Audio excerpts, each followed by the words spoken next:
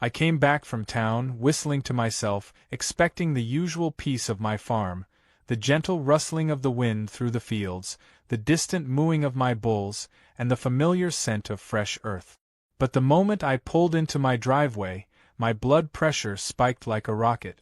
My front pasture, my personal land, had been transformed into what could only be described as an upscale suburban circus. Tents, lawn chairs, picnic blankets. There were at least 40 people lounging around, sipping mimosas, nibbling on charcuterie boards, and laughing as if they had paid admission to my property. Kids were running through my vegetable garden, trampling the rows I had painstakingly cultivated for months. And there, standing in the center of it all, directing traffic like she owned the place, was Diane Whitmore. I threw my truck into park so hard the tires skidded on the dirt. My farm dog, Duke, leapt from the passenger seat, barking as he sensed my fury. I slammed the door shut, my boots hitting the ground with purpose. People barely noticed me at first, too busy clinking their glasses and flipping their gourmet burgers on portable grills. But when I strode up to Diane, my fists clenched at my sides, she turned to face me with a smug little smile, the kind that made my fingers itch to grab the nearest water hose and spray her straight into next week. "Oh, Jake," she said, feigning surprise as if she hadn't orchestrated this entire disaster. "You're back early. We were just enjoying this beautiful weather on your lovely land." I stared at her, my mind struggling to process the sheer audacity it must take to set up an entire HOA picnic on someone else's private farm without so much as a courtesy call.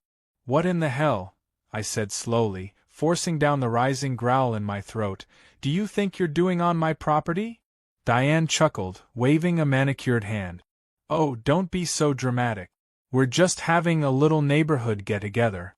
The community needed a fresh, scenic place to bond, and frankly, your farm is much more picturesque than the community park." I took a step closer, lowering my voice.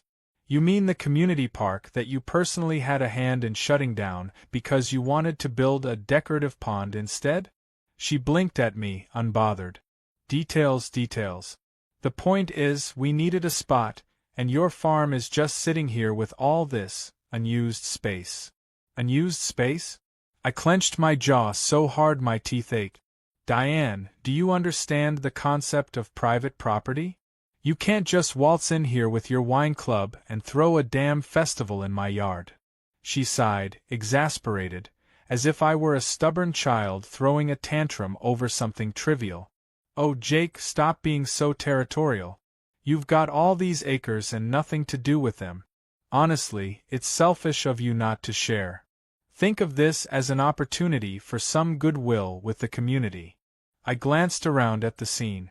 There was an elderly woman setting up a badminton net between two of my fence posts. A group of dads was tossing a football dangerously close to my chicken coop. 2 kids were chasing my barn cat, and some man in cargo shorts was examining my tractor like he was about to put it up for auction. I took a deep breath, my pulse pounding. "I'm going to give you exactly 5 minutes to clear out." Diane rolled her eyes. "Oh, don't be ridiculous. We'll be done in a few hours. Just go inside, take a nap or something. You'll barely notice we're here." I smiled then. A slow, knowing smile that made Diane's confidence falter for the first time since I had arrived. "All right," I said, nodding. "If you won't leave willingly, I'll handle it my way." Without another word, I turned on my heel and strode toward the barn. My bulls had been locked up all day, restless, eager for some open space to stretch their legs. I had been planning on letting them out into the south pasture later in the evening, but plans change. I reached the heavy wooden gate and unlatched it with a satisfying click. The bulls snorted, sensing their freedom, their massive hooves stamping against the dirt. These weren't your friendly, docile dairy cows. These were bulls, all muscle, horns, and attitude, and they weren't used to unexpected guests in their territory. Behind me, I heard Diane still prattling on about how I needed to embrace the spirit of hospitality. That was when I swung the gate wide open. A beat of silence. Then, with a rumbling sound like distant thunder, the bulls surged forward. Screams erupted across the picnic. Lawn chairs toppled. Wine glasses shattered. Someone knocked over an entire folding table as they scrambled to run. A man dove headfirst into a kiddie pool meant for the toddlers. Diane shrieked, her designer sun hat flying off as she tried to sprint in her high heels. She didn't get far. Her foot got caught in a discarded picnic blanket, sending her sprawling face-first into the dirt. My bulls, uninterested in actual violence, merely stomped through the chaos, tossing their heads, snorting, and generally ensuring that nobody had the opportunity to feel too comfortable trespassing on my land ever again. A man who had previously been grilling steak was now attempting to scale my fence with nothing but a pair of tongs in his hand. Another woman had thrown herself into a bush, where she remained, trembling, watching the bulls as though they were fire-breathing dragons. And standing in the middle of it all, now covered in mud, her sundress torn at the hem, was Diane. Her face was red with fury, her eyes locked onto me like she was preparing to personally draft 100 lawsuits. "This isn't over, Jake," she screeched, shaking a fist as if she were some kind of cartoon villain. "You think you can intimidate me? You have no idea who you're messing with." I leaned against the fence, calm as ever, tipping my hat back as I surveyed the destruction. "Well, Diane," I drawled, "I reckon now you'll think twice before planning any more surprise picnics on my farm." And with that, I whistled for Duke, turned on my heel, and walked back toward the house, leaving Diane and her HOA circus to figure out how to escape their very unexpected bull run. Diane was still fuming by the time the last of her picnic crew limped off my farm. Some of them had lost shoes in the mud, others had wine-stained shirts from panicked collisions, and one particularly unlucky man had a streak of barbecue sauce down his leg, courtesy of an upturned grill.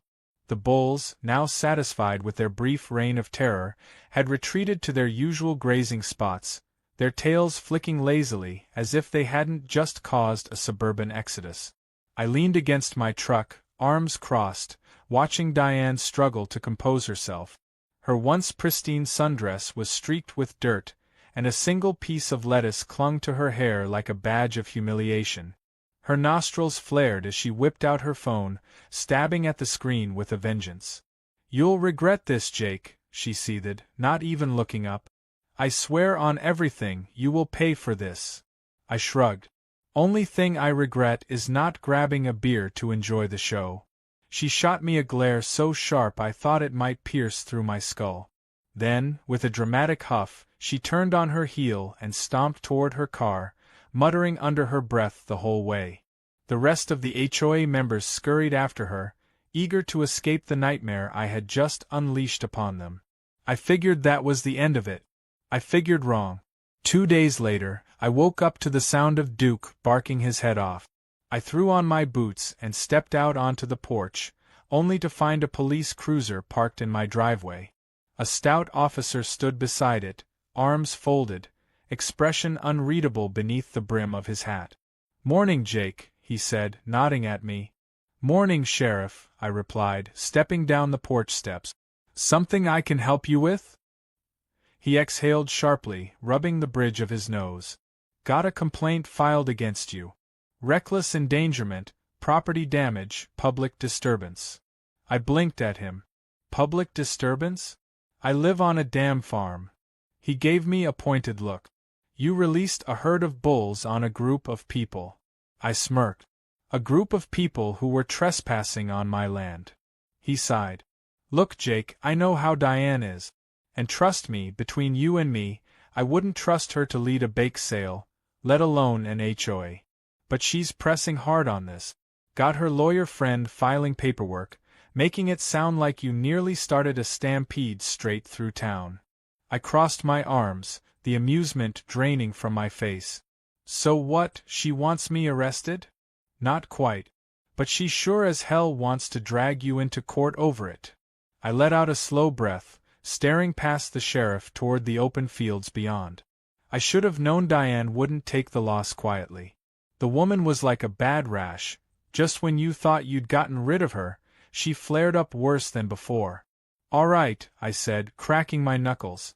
"She wants a fight?"